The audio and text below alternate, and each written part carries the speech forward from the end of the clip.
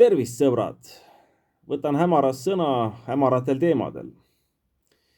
Muide, Raigo Sõlg Tartu Hoiu-laenuühistu juhatuse liikmena andis Tartu Hoiu-laenuühistu pankroti avalduse sisse kohe pärast seda, kui 1/10 Tartu Hoiu-laenuühistu liikmetest sai kokku vajalikud allkirjad, nii nagu seadus ja põhikiri ette näeb, et liikmed omal algatusel, kui need on vähemalt 1/10 liikmetest, võivad kutsuda üldkoosoleku kokku.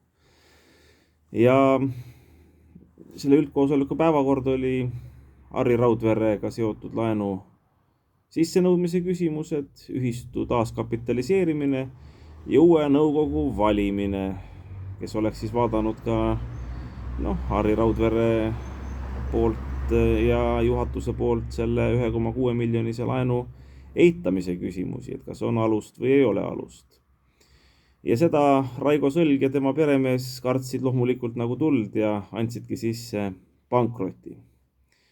Ülejäänud juhatus Märt Riiner ja Linna Nulk justkui ei olnud nõus sellega, jäid ikkagi saneerimise taha, esitasid ka ringkonnakohtule määruskaebuse ja see on siiamaani menetluses.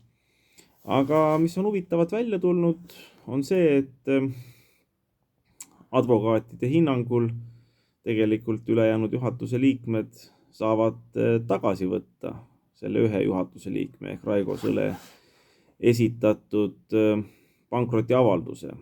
Ja veel enam, kui nõukogu liige Martin Loimet tuleks teise nõukogu liikme Elle Roosi poole üle nii-öelda ja võtaksid häältega 2-1. Ma eeldan, et Harri Raudvere ei tule sinna taha. Tema Trooja hobune on ju juhatuses Raigo Sõlg. Saaksid nad võtta Raigo Sõle maha kenasti, nii et ta ei saaks uuesti pankrotiavaldust esitada. Ja sellisel juhul läheks edasi ringkonnakohtus, ma usun küllalt kiiresti, saneerimisavalduse menetlemine, mille kohta Märt Riiner on öelnud, et see sai päris tugev, kuivõrd konsolideeritud Tartu Hoiu-laenuühistu näitajad tegelikult on ja peaksid olema head. Aga miks nad seda ei tee?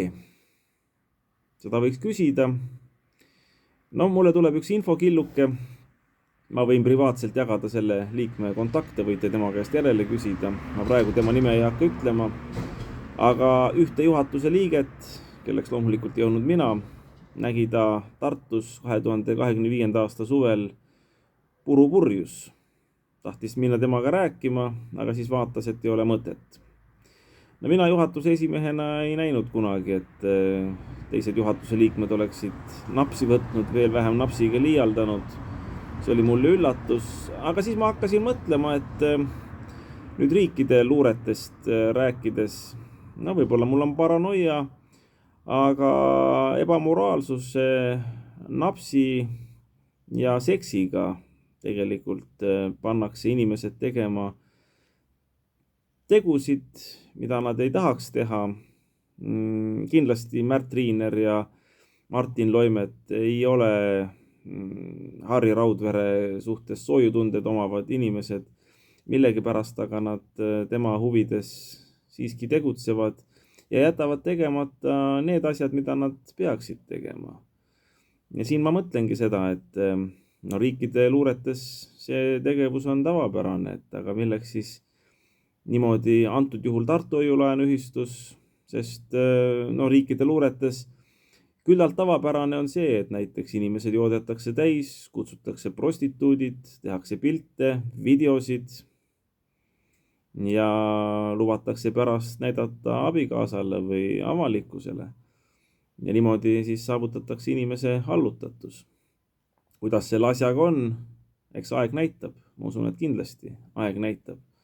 Aga praegu, kui Tartu Hoiu-laenuühistu juhatus oleks ausameelne, Liina Nulk, Märt Riiner, nad saaksid tagasi võtta pankrotiavalduse, saaksid minna edasi ühistu saneerimisega ja Martin Loimet saaks Trooja hobuse maha võtta.